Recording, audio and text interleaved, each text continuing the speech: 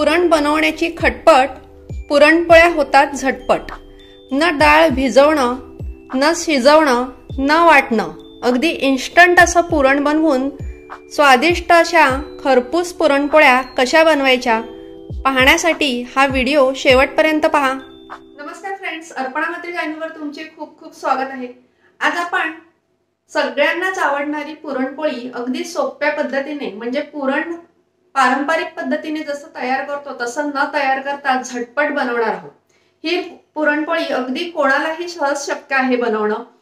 अगदी ज्यांना स्वतःच्या हाताने पुरणपोळी करून खायची आहे परंतु वेळ नाहीये, जे पुरणपोळी बनवू शकत नाही ते सुद्धा ही पोळी झटपट बनवू शकतील अशा पद्धतीने मी तुम्हाला आज करून दाखवणार आहे। आता ही आपण इन्स्टंट पुरणपोळी तयार करणार आहोत, त्यामुळे ती पुरणपोळी नक्कीच पारंपरिक पद्धतीने होणार नाहीये। जर तुम्हाला पारंपरिक पद्धतीने पुरणपोळी बनवून खायची असेल तर व्हिडिओ ऑलरेडी मी अपलोड केलेला आहे आणि त्याची लिंक सुद्धा डिस्क्रिप्शन बॉक्स मध्ये दिलेली आहे, नक्की पाहून घ्या। आज आपण पुरण न बनवता झटपट पुरणपोळी बनवतो, जी कोणीही सहज बनवू शकेल। चला तर मग वेळ न घालवता रेसिपीला सुरुवात करूया। सगळ्यात पहिले पुरणपोळीसाठी मैदा मळून घेऊया। तुम्ही मैद्याऐवजी अर्धा मैदा आणि अर्धा गव्हाचं पीठ सुद्धा घेऊ शकता। तर ह्या पुरणपोळीसाठी सुद्धा आपण नेहमीप्रमाणेच पीठ भिजवून घ्यायचं आहे। अगदी तुम्ही पहिल्यांदा पुरणपोळी बनवत असतील तरी घाबरण्याचं कारण नाही। जसं आपण चपातीचं पीठ मळतो त्याच पद्धतीने हे पीठ मळून घेणार आहोत, फक्त आपण थोडंसं सैल मळणार आहोत। आणि ह्या पुरणपोळीसाठी आपण थोडासा कमी तेलाचा वापर करणार आहोत। तर सगळ्यात पहिले मी हा 2 वाटी मैदा घेतलेला आहे। ह्याच्यामध्ये मी चवीनुसार थोडंसं मीठ घालणार आहे, त्याचबरोबर रंगासाठी थोडीशी हळद घालणार आहे, ही ऑप्शनल आहे।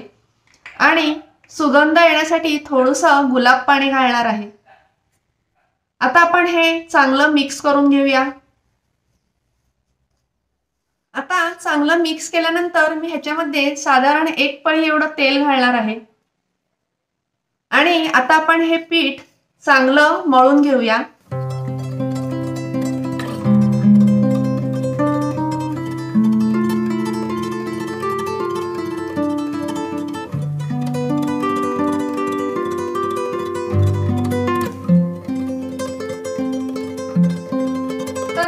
आता मी मैदा छान मळून घेतलेला आहे आणि चपातीच्या पिठापेक्षा सॉफ्ट मळून घेतलेला आहे, तुम्ही पाहू शकता।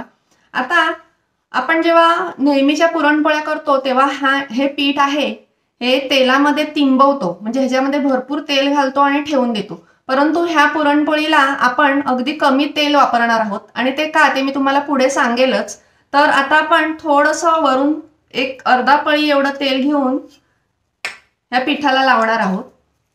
खूप जास्त तेलाचा वापर ह्या पोळीला करायचा नाहीये आणि पुन्हा सारखं करून घेऊया। तुम्ही जर नवीन पुरणपोळी बनवायला शिकत असाल तर अशा पद्धतीनेच पीठ मळायचं आहे। खूप सैल मळायचं नाही आणि खूप तेलामध्ये तिंबवायचं नाही।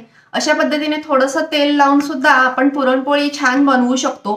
आता मी हे पीठ सारखं केल्यानंतर झाकून ठेवणार आहे। साधारण एक 15 मिनिटं 20 मिनिटं तुम्ही हे असं झाकून ठेवायचं आहे आणि नंतर तुम्ही पोळ्या करायला घेऊ शकता। पीठ तर मळून झालं, आता इन्स्टंट पुरण कसं बनवायचं हे पाहण्याची उत्सुकता तुम्हाला असणार। चला तर मग न थांबता पटकन पुरण कसं बनवायचं ते पाहूया।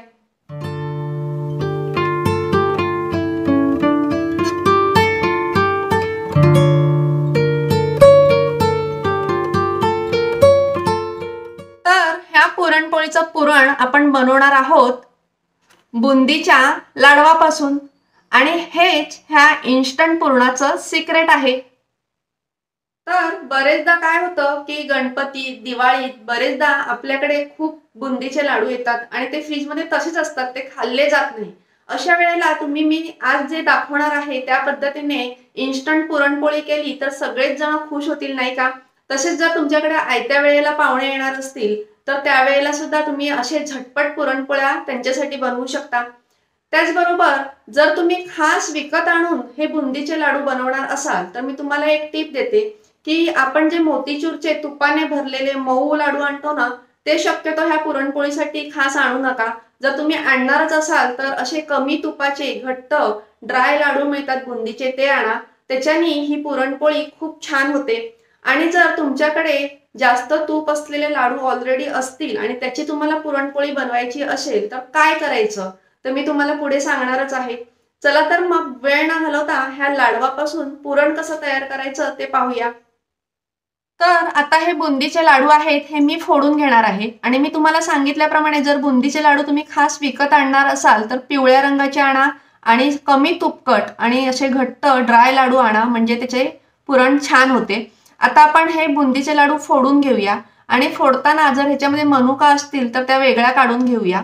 फक्त जर ह्याच्यामध्ये मगज बिया किंवा काजू असेल तर तो ठेवला तर चालेल, कारण आपण मिक्सरला फिरवणार आहोत तेव्हा ते सुद्धा बारीक होतील. तर आता मी हे फोडून घेते आणि याच्यात जर मनुका असतील तर त्या बाजूला काढून घेते.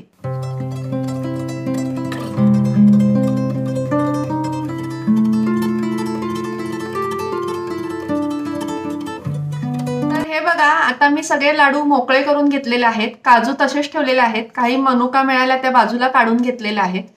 आता आपण हे पुरण आहे हे मिक्सरच्या भांड्यामध्ये थोडं थोडं घेऊन फिरवून घेणार आहोत.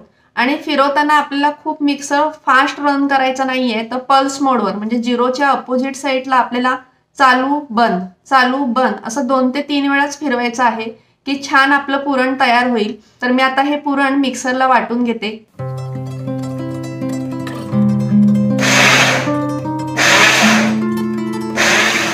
तर हे बघा, अशा पद्धतीने मी पुरण मिक्सरला हळूहळू फिरवून घेतलेलं आहे आणि अगदी छान बघा बारीक असं आपलं पुरण तयार झालेलं आहे. आता ह्याच पद्धतीने मी सगळं पुरण मिक्सरला फिरवून घेते. हे बघा, आता मी सगळी बुंदी मिक्सरला फिरवून घेतलेली आहे. आता आपण पुढची स्टेप करणार आहोत, ती म्हणजे मी एका ताटामध्ये टिश्यू पेपर घेतलेला आहे आणि त्यामध्ये मी हे पुरण सगळं काढून घेणार आहे, कारण ह्यातलं जे तूप आहे एक्स्ट्राचं ते आपल्याला काढून टाकायचं आहे. आणि बुंदीचे लाडू म्हटले म्हणजे थोडं तरी तूप असतंच आणि मिक्सरला फिरवल्यानंतर ते जास्त बाहेर येतं, त्यामुळेच मिक्सर हळूहळू फिरवायचा आहे. आणि आता टिश्यू पेपरवरती आपण हे पुन्हा दुसऱ्या टिश्यू पेपरने कव्हर करून घेणार आहोत, म्हणजे त्यातलं सगळं एक्स्ट्राचं जे तूप आहे ते ह्या टिश्यू पेपरमध्ये शोषलं जाईल. जर तुम्हाला जास्त तूप वाटलं तर ही क्रिया आहे ती आपण 2 वेळा करणार आहोत. म्हणजे हे टिश्यू पेपर काढून टाकून दुसरे टिश्यू पेपर तुम्ही टाकू शकता जर जास्त तूप असेल तर, म्हणजे ते एक्स्ट्राचं जे तूप आहे ते अजून निघून जाईल. आता हे 5 मिनिटं असंच ठेवून देऊया. हे बघा, 5 मिनिटं झालेले आहेत आणि तुम्ही बघू शकता की टिश्यू पेपर तुपाने भरलेला आहे. हे बघा, आता मी पुन्हा एकदा हे टिश्यू पेपर चेंज करणार आहे आणि नवीन टिश्यू पेपरमध्ये हे पुरण ठेवणार आहे.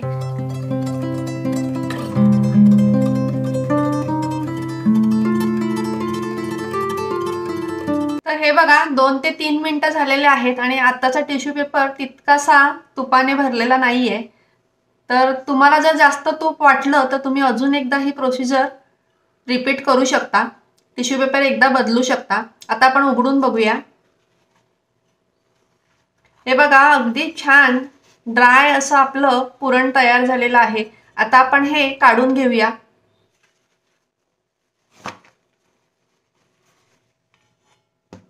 आपलं पुरण पुरणपोळीसाठी रेडी झालेलं आहे. काय मग कशी वाटली ही आयडिया? अगदी इन्स्टंट पुरण तयार झालं की नाही? तुम्हाला ही आयडिया कशी वाटली मला नक्की कमेंट करून कळवा. अगदी पारंपरिक पद्धतीने जशा पुरणपोळ्या स्वादिष्ट लागतात तितक्याच स्वादिष्ट ह्या पुरणपोळ्या लागतात. अगदी तेलपोळीसारख्या खरपूस ह्या पुरणपोळ्या होतात, छान होतात. आता आपलं पीठ आणि पुरण दोन्हीही तयार आहे. आता आपण झटपट पुरणपोळ्या तयार करूया. सगळ्यात पहिले आपण गोळे करून घेऊया.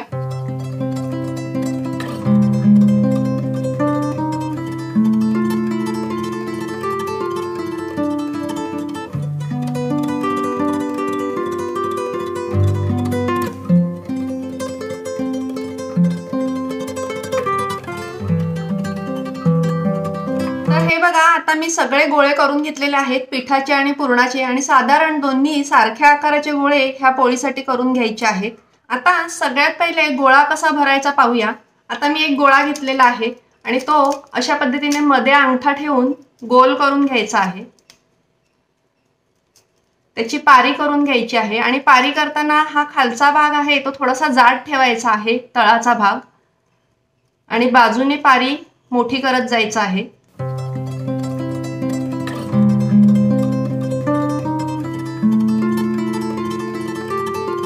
ते बघा अशी पारी आपण वाढवलेली आहे। आता आपण एक गोळा घेऊया आणि तो मध्यभागी ठेवूया।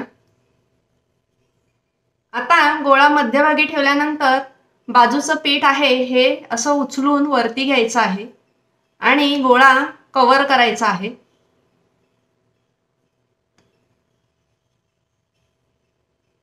हे बघा अशा पद्धतीने व्यवस्थित गोळा बंद करून हातावर हलक्या हाताने फिरवायचा आहे। अशा पद्धतीने आपण सगळे गोळे तयार करून घ्यायचे आहेत। हे बघा मी काही गोळे तयार केलेले आहेत। आता आपण पोळी लाटून घेऊया।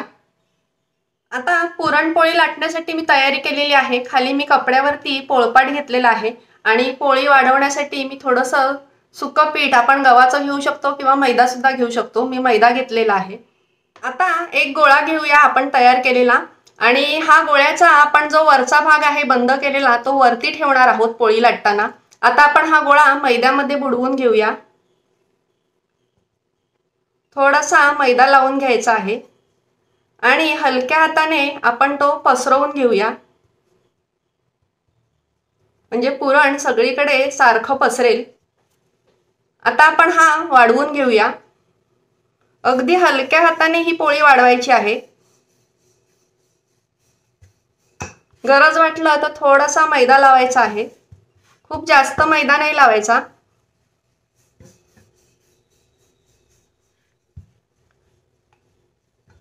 ह्या पोळ्या खूप मोठ्या नाही करायच्या, मध्यम आकाराच्या करायच्या, म्हणजे त्या छान होतात। हे बघा पुरण अगदी सगळीकडे छान पसरलेलं आहे। तर थोडासा मैदा आपण लावून घेऊया जिकडे जिकडे आपल्याला पुरण दिसतंय।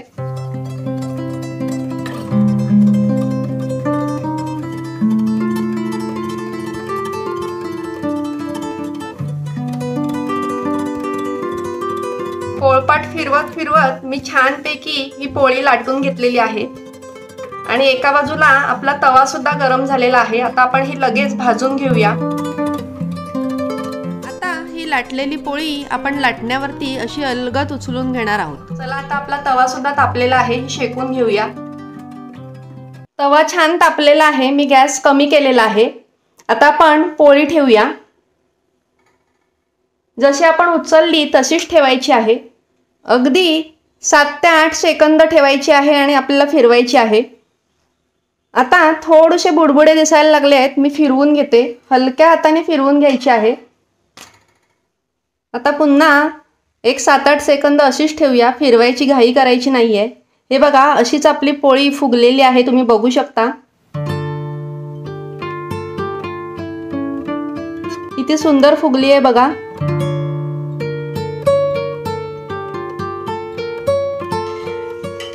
एकदा फिरवून घेऊया। तूप सोडूया थोडंसं, तूप आपण कमीच सोडायचं आहे कारण आपल्या पुरणामध्ये सुद्धा तूप आहे। आपण लाडवाची ही पुरणपोळी करतोय त्यामुळे तूप थोडंसं नेहमीपेक्षा कमी वापरायचं आहे। आता दोन्ही बाजूने छान खरपूस भाजून घेऊया गुलाबी रंगावरती।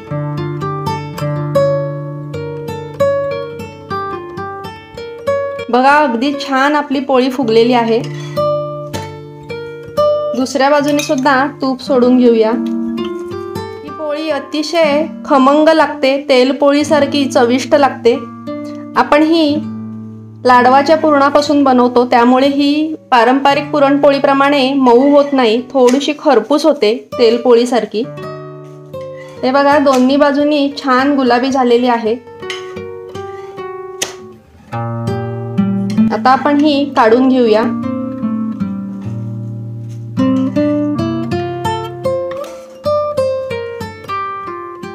हे बघा अगदी खमंग अशी आपली पुरणपोळी भाजून झालेली आहे। आता ह्याच पद्धतीने मी सगळ्या पुरणपोळ्या करून घेते।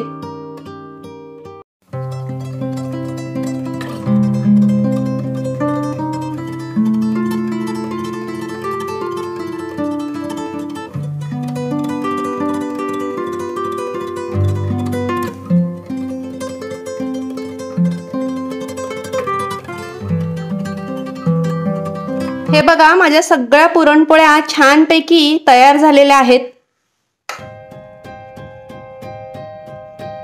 आहे की नाही झटपट होणारी रेसिपी.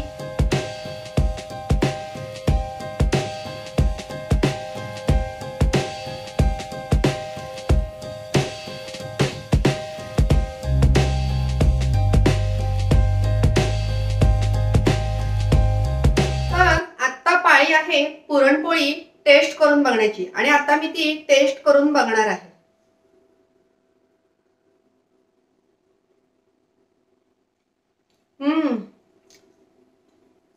अगदी झक्कास झालेली आहे.